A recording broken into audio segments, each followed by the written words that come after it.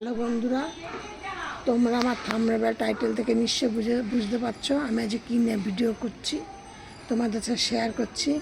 আজকে হলো মার্চ মাসে লক্ষ্মী জবা ফুল গাছকে কীভাবে পরিচর্যা করেছি টু জেড সব কিছু তোমাদের সাথে শেয়ার করব। লক্ষ্মী জবা ফুল গাছ কিন্তু অতি সহজেই প্রচণ্ড ফুল পাওয়া যায়, প্রচুর পরিমাণে ফুল হয় লক্ষ্মী জবা ফুল গাছে। এবার সেইটাকে তোমাদের ঠিক মেনটেন করতে হবে যে কিভাবে কি করলে ফুলটা হবে, বা কত ছোট গাছে বেশি ডালপালা আনবে, ঝাপালো করবে, সেই সব কিছু টু জেড আমি করেছি, কিন্তু তোমাদের সাথে এখন শেয়ার করব। আমি চম্পাস ব্লগ থেকে ভিডিওটি করছি, আমি চম্পা বলছি। আর এই ভিডিওটির মধ্যে দেখবে একদম ফুলের সাইজ কী করে বড় করব, কী খাদ্য খাবার দেব, গাছকে একদম সুস্থ রাখবো, তারপরে গাছে যেন কুড়ি হলুদ হয়ে না পড়ে যায়, একটা পাতা যেন হলুদ না থাকে, পাতা যেন সতেজ থাকে, সব কিছু আছে তোমাদের সাথে আমি শেয়ার করব। তুমি তো দেখো আমার এই গাছটা কিন্তু প্রায় 3-4 বছরের গাছ, গোড়াটা দেখতে পাচ্ছ, আর টপটা দেখো কতটুকুনি টপ, আর গাছটা দেখো কত ঝাপালো গাছ। আর গাছটার মধ্যে দেখো এইটুকুনি গাছের মধ্যে, গাছটা কিন্তু আমার 3 বছরের গাছ, কিন্তু গাছটা এইটুকুনি গাছের মধ্যে কতগুলো ফুল ফুটেছে শুধু তোমরা দেখো, দেখেছ? একদম পুরো ভিডিওটি প্রথম থেকে শেষ পর্যন্ত দেখবে, একটু স্কিপ করবে না, স্কিপ করে দেখলে কিন্তু অনেক কিছু মিস করে ফেলবে। আর ভিডিওটি আমি তোমাদের সাথে শেয়ার করছি, তোমরা এই শেয়ার করার পরে তোমরাও এই কাজগুলি তোমরা করে দেখবে তোমরাও কিন্তু এরকম ফুল পাবে। আর লক্ষ্মী জবা ফুল গাছকে ফুল কিন্তু একটুখানি আকারে ছোট হয় অন্য জবার থেকে, কিন্তু এই ফুল কিন্তু প্রচুর গাছে ফোটে। এবার সবার আগে তোমাদেরকে বলছি, এই গাছকে কিন্তু সবসময় একদম এমন জায়গায় রাখতে হবে যেন খুব পরিমাণে রোদ পায়। জবা ফুল গাছ বলতেই তাই। এবার তোমাদের পাতা হলুদ হওয়ার কিন্তু 2-3টে কারণ আছে। একটা কারণ হলো এই যে এখন যে এই যে গঙ্গার জল দিচ্ছে না, এটা তো সর্বত্র সব জায়গাতে দিচ্ছে বিশুদ্ধ জল, এই জলটার মধ্যে কিন্তু ক্লোরোফিন থাকে, এই ক্লোরোফিনের জন্য কিন্তু অনেক সময় পাতা হলুদ হয়ে পড়ে যাচ্ছে। এই জন্য আমি কি করি, এই ফুলটা জলটাকে যখন আমি ধরি, জলটাকে আগে যখন গাছে দেই তখন বড় বড় বালতির মধ্যে, যেমন ওই 20 লিটার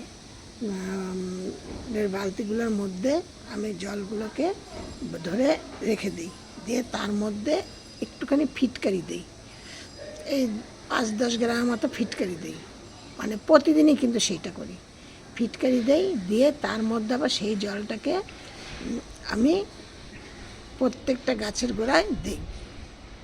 এইভাবে তোমরা এই যে ক্লোরোফিন যে দেওয়া থাকে বলে ফিটকারিটা দিলে ক্লোরোফিনের ব্যাপারটা অনেকটা নষ্ট হয়ে যায়, জলটা অনেকক্ষণ ধরে রেখে দিলে তাইলে কি হলো যে জলটা অনেকটা ক্লোরোফিনটা নিচের দিকে থিতিয়ে গেল, দিয়ে তারপরে ওই জলটাকে গাছের গোড়ায় দিই।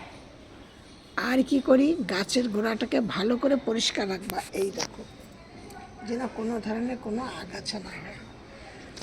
এই আরেকটা হলো পাতা, এইগুলো কিন্তু সব তোমাদের পাতা হলুদ হওয়ার কারণগুলো বলছি। তারপর অনেক গাছ যেমন আছে নিচ থেকেই গাছ ডালপালা, যদি সেরকম থাকে তাহলে কিন্তু তোমাদের নিচে মাটিতে রোদ পাবে না, রোদ না পাওয়ার কারণে শেকড়ের প্রবলেম হয়, শেকড়ের প্রবলেম হলে দিয়ে আস্তে আস্তে পাতা কড়ি হলুদ হয়ে ঝরে পড়ে যায়, ধীরে ধীরে তারপর গাছটা মারা যায়। এইগুলো তোমাদের ভালো করে খেয়াল রাখতে হবে।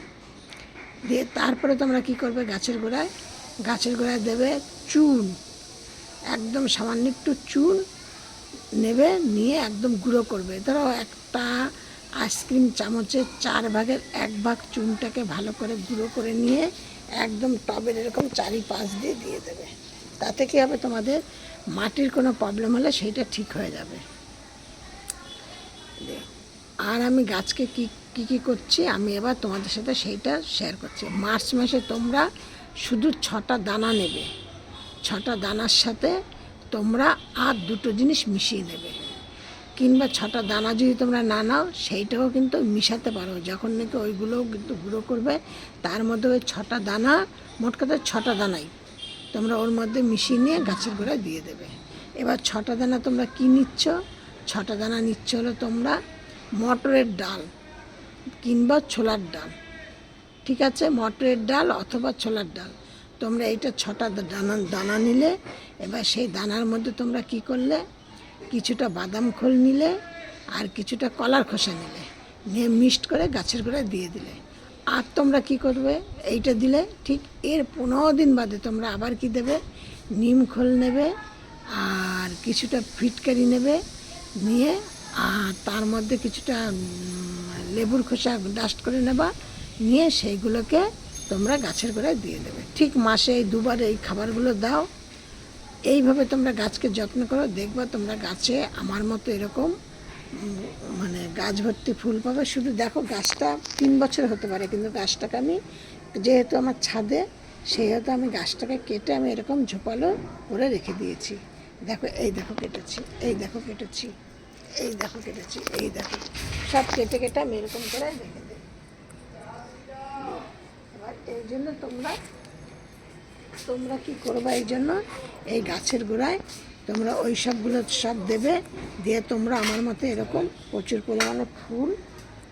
পরিমাণে ফুল আর পাতা সতেজ সব থাকবে। আর কি করবে, প্রতি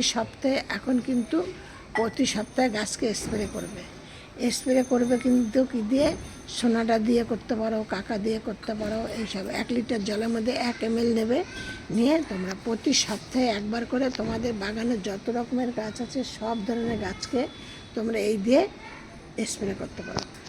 মাসে তোমরা এইভাবে পরিচর্যা করে দেখো, সারা মাস তোমরা প্রচুর পরিমাণে ফুল পাবে। আর এই কাজগুলো করার ঠিক 1 সপ্তাহ থেকে 1.5 সপ্তাহ পর থেকে তোমরা গাছ ভর্তি কুড়ি পাবে।